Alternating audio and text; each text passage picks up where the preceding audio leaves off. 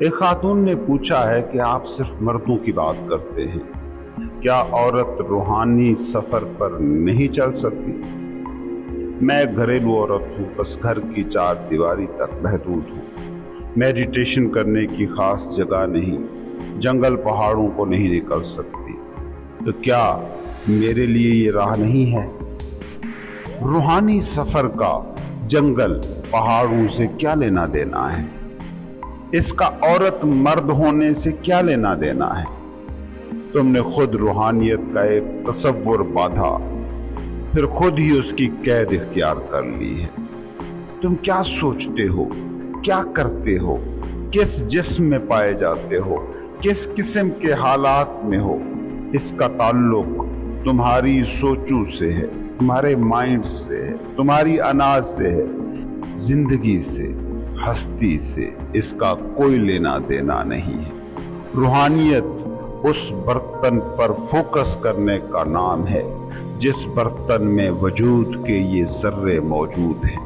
پیش منظر کے پیچھے موجود پس منظر سے آگہی ہے روحانیت۔ یہ مادی وجود کے ذرے سپیس میں موجود ہیں، اس سپیس کو بطور آگہی، بطور شعور، بطور ہستی جاننا ہے روحانیت۔ تمہاری جینڈر سے زندگی کو کیا لینا دینا؟ تم بھی اس پس منظر سے اتنے ہی جڑے ہو جتنی کوئی بھی اور صنف یا مخلوق۔ اسی پس منظر سے تمہاری سانسیں بھی ویسی ہی جڑی ہیں جیسے مرد کی۔ یہ تقسیم کا کھیل روحانی سرحد سے اس طرف کا معاملہ ہے۔ تمہارا یہ خیال بھی غلط ہے کہ میڈیٹیشن روحانی سفر کا نام ہے۔ میڈیٹیشن دوائی کا نام ہے جو بس اتنا بتا رہی ہے کہ بیماری بڑھ گئی ہے۔ میڈیٹیشن سے جڑے بہت سے لوگوں کو میں نے عام دنیا دار آدمیوں سے بھی زیادہ بے چین پایا ہے، اور کتنے یکسو دنیا دار ہیں کہ جو زیادہ پرسکون ہیں۔ اور دوسری بات یہ ہے کہ میں صرف مردوں کی بات کرتا ہوں۔ مجھے نہیں معلوم کہ میں نے کون سی ویڈیو ایسی بنائی جو صرف مردوں کے لیے تھی۔ یہ ان سب کے لیے ہیں جن کا مائنڈ ایکٹیو ہے۔ یہ روحانی علم نہیں جو تم ان ویڈیوز میں سنتے ہو، یہ ان رکاوٹوں کی داستان ہے جو تم نے تراشی ہوئی ہے۔ مائنڈ لمحہ موجود میں رہنا پسند نہیں کرتا، اور لمحہ موجود وہ واحد لمحہ ہے جس میں زندگی ہے۔ میں کہتا ہوں لمحہ موجود میں رہو۔ یہ فکرہ کیسے صرف مردوں کے لیے ہے؟ میں کہتا ہوں زندگی کو اس کی حقیقت میں سمجھنے کے لیے مائنڈ کی اینک کے بغیر اسے دیکھنا ضروری ہے۔ ایسی حالت جس میں آپ چیزوں کی تشریحات میں نہ پڑیں، درخت کو دیکھتے ہوئے درخت کے کنسپٹ پر بیٹھے نہ سوچتے رہیں۔ یہ مشورہ صرف مردوں کے لیے کیسے ہو سکتا ہے؟ میں کہتا ہوں کہ جس ٹول سے زندگی کے سارے تجربے کو تم سمجھنا چاہ رہے ہو، پہلے اسی ٹول کو سمجھنے کی کوشش کرو۔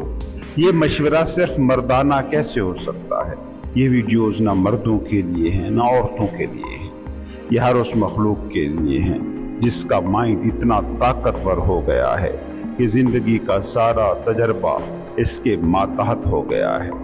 آپ نے نوٹ کیا ہوگا کہ میں زیادہ ٹیکنیکس اور میڈیٹیشنز کے طریقوں کی بات ہی نہیں کرتا، میں صرف سمجھ، انڈرسٹینڈنگ میں پھیلاؤ کی بات کرتا ہوں۔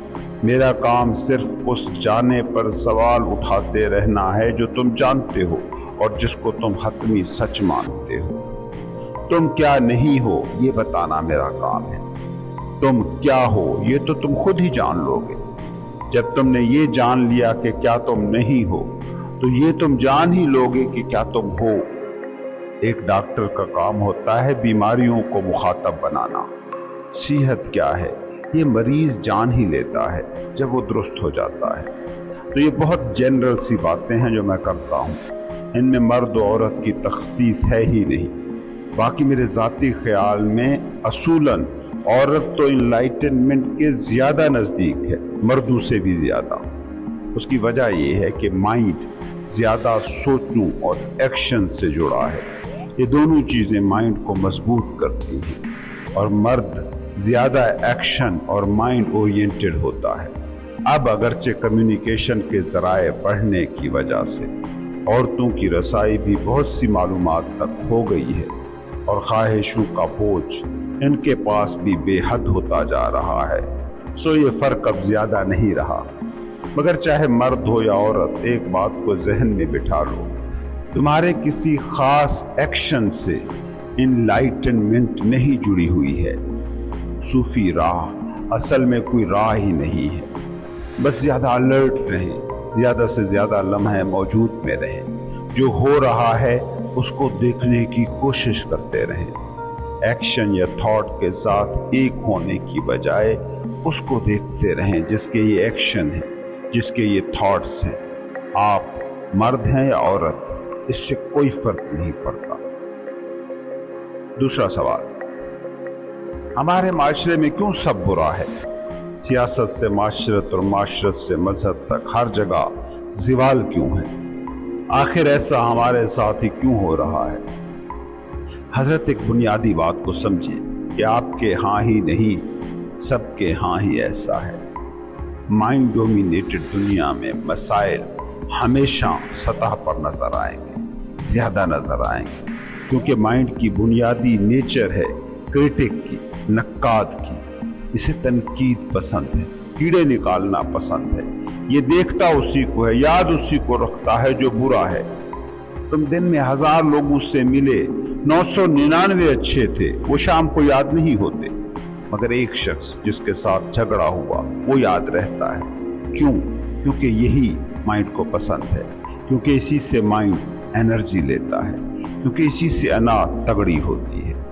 تم ساحل سمندر پر کھڑے سوگ منا رہے ہو کہ ہم کیسے لوگ ہیں، ساحل کو کتنا گندا کر دیا ہے، کوئی ترتیب نہیں، کوئی تہذیب نہیں۔ کبھی آنکھ بند کریں اور سوچیں، کیا سمندر بھی اپنے ساحل کے بارے میں ایسے ہی سوچ رہا ہے جیسے تم؟ بالکل نہیں، اسے فرق ہی نہیں پڑتا۔ اس کے لیے جھاڑیاں اور شاپر، دونوں میں کوئی فرق نہیں۔ تمہارے پاس مائنڈ ہے، مائنڈ جو نقاد ہے، کیڑے نکالنا جس کا کام ہے، احساس سے قلت جس کی نیچر ہے۔ تمہارے معاشرے، سیاست، سماج کے ساتھ جو بھی مسئلے ہیں وہ اس کے کم آپ کے زیادہ ہیں۔ سمندر کے پاس وہ ٹول ہی نہیں جو مسائل کو کھوج لاتا ہے۔ اس کے پاس مائنڈ نام کا وہ میکینزم ہی نہیں جس کی زندگی ہی پیچیدگی اور مسئلوں سے جڑی ہے۔ تم پوری انسانیت کو غور سے دیکھو، ٹکڑیوں میں بانٹ بانٹ کر دیکھو۔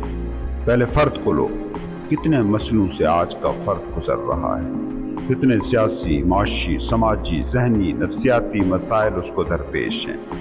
پھر خاندانوں کو لیں، یوں لگتا ہے کہ فیملی نہیں، کوئی ہیچری ہے جہاں انڈوں سے مسائل ہی مسائل جنم لے رہے ہیں۔ پھر لوکل معاشروں کو دیکھیں، ہر کوئی رونا رو رہا ہے، ہائے ہماری روایتیں مر گئیں، اخلاقی قدریں مٹ گئیں، زندگی مشکل ہو گئی، زندگی میں حسن نہیں رہ گیا، بدصورتی ہی بدصورتی ہے۔ ملکوں کو دیکھ لیں، 1000 قسم کے مسائل، ٹی وی پر صحافی، اینکر، سماجی خدمت سے جڑے لوگ، حکمران اور اپوزیشن والے بتا رہے ہیں۔ پھر ملک سے آگے بڑھی اور دنیا کے حالات کو لیں، گلوبل وارمنگ سے لے کر غربت تک ہزاروں مسائل ہیں جو اس دنیا کو درپیش نظر آتے ہیں۔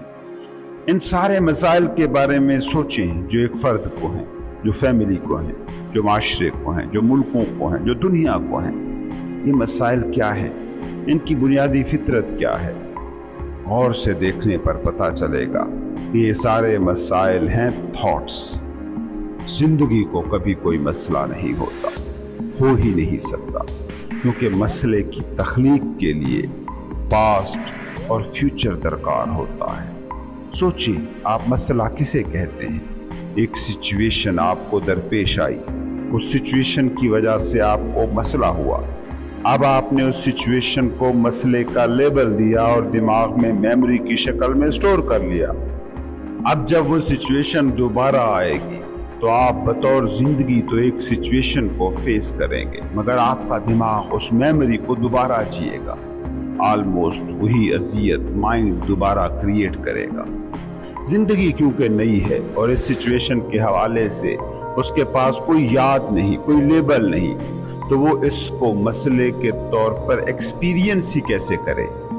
मगर माइंड चूंकि पास्ट है, उसके पास सिचुएशन की भी मेमोरी है और सिचुएशन से जो तजर्बा हुआ था उसकी भी मेमोरी है, तो ये सिचुएशन को मसला बनाएगा। तुम किसी को भी देखो, कोई घर, दफ्तर, हुकूमती ऐवान, अक़वाम मुत्तहिदा, कहीं भी, हर जगह तुम मसाइल पर डिस्कस कर रहे हो। इंसान के सारे मसाइल जस्ट थॉट्स हैं, और थॉट्स को ज़रा गौर से परखें। दिन में एक इंसानी दिमाग औसतन 60 से 80 हज़ार थॉट सोचता है। उनमें से अक्सर थॉट्स को आप बेतुका ख्याल कहकर रद्द कर देते हैं, मगर कुछ करंट सिचुएशन से मुताल्लिक थॉट्स ऐसे होते हैं जिन्हें आप बहुत अहम समझ लेते हैं। यही अहम समझे गए जो आपके थॉट्स हैं, इन्हीं का आपने नाम रखा हुआ है मसाइल। अब थॉट्स आपकी जिंदगी के कुल तजर्बे का बस एक जुज़्व हैं, मगर थॉट्स की वजह से आप मुसलसल मसाइल का शिकार हैं। इसकी वजह क्या है? इसकी वजह ये है कि इसी सोचते दिमाग को, जो चारों तरफ से बस मसाइल और उनसे जुड़ी अज़ियत ही आपकी ज़िंदगी में ला रहा है, इसी को आपने वो टूल करार दे दिया है जिससे आप एग्जिस्टेंस को, वजूद को, जिंदगी को समझना चाहते हैं। वो माइंड जो नक्काद है, जिसकी सांस तनकीद में है, उसे कैसे जिंदगी में कुछ अच्छा नजर आ सकता है।